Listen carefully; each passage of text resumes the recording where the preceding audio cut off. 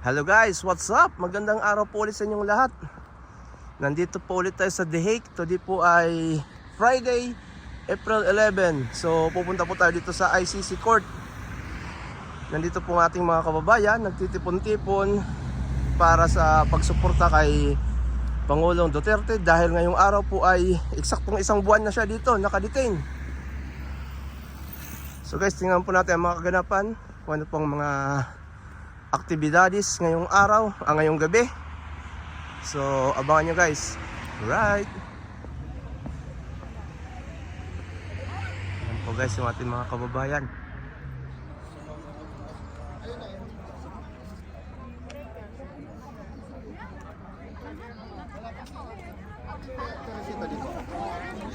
Felix, anong itsura niyan?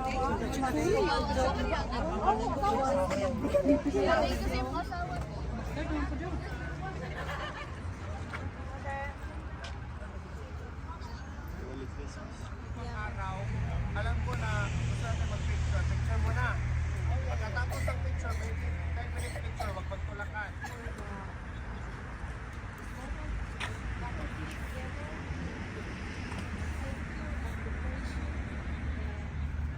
Ask for the forgiveness of our sins, Lord, O God, and we also ask always your blessings and provision and protection and healing, Lord, O God. And we offer this rosary and prayer for our country, Philippines, our families, and most especially to Tatay Digong, Lord, O God, and the Duterte family, that they will be guided and protected and healed, Lord, O God, that Father, that Tatay Digong will always be in good health and that he will be bring back home in the Philippines in good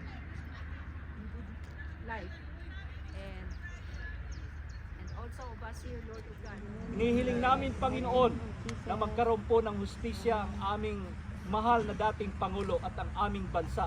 At ang lahat ng mga namumuno ngayon ay magkaroon ng kaliwanagan.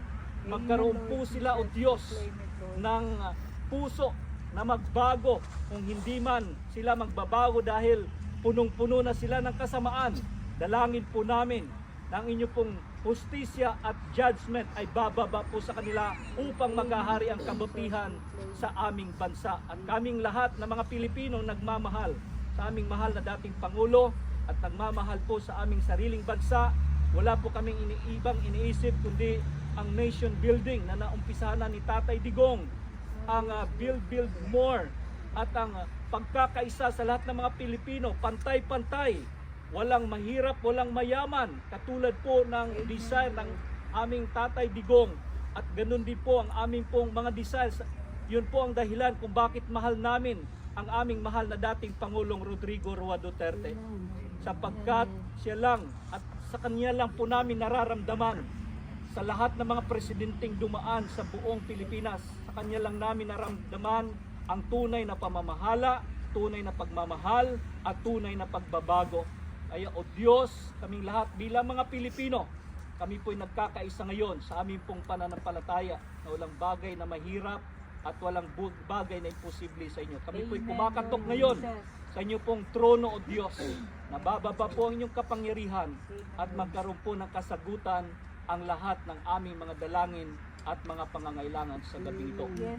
Habang kami magpapatuloy, O Diyos, hanggang matapos po ang pagtitipong ito, uuwi po kami na punong-puno ng pag-ibig, punong-puno ng presensya nagmumula sa inyo, punong-puno ng pananampalataya at pagkakaisa na hindi lang ngayon, kundi hanggang matapos, hanggang sa dulo, magkakaisa po kami para sa aming bansa, para kay Tatay Digong bilang mga Pilipino. Binabalik namin sa inyong kapurihan at pasasalamat sa inyong dakila at makapangyarihang pangalan, ang aming Amang Panginoong Kristo na may likha ng lahat ng bagay. Everybody say Amen. Amen. Hallelujah, Amen.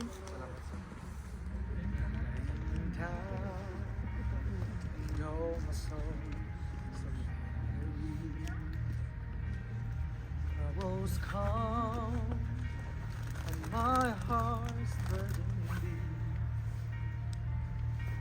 that I am still and wait here in the silence till you come and sit a while with me. Sabay tayo. You raise me up so I can stand the mountains. You raise me up to walk on stormy seas. I am strong when I am on your shoulders. You raise me up to more than I can do. Taas natin yung mga candle natin.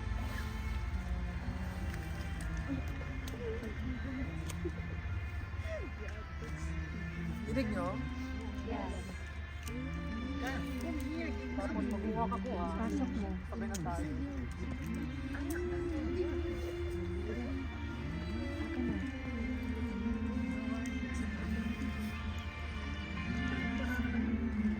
There you go. 1, 2. You raise me up so I can stand the mountains. You raise me up to walk on stormy seas. I am strong when I am on your shoulders. You raise me up to more than I can do. Tapa. Here we go.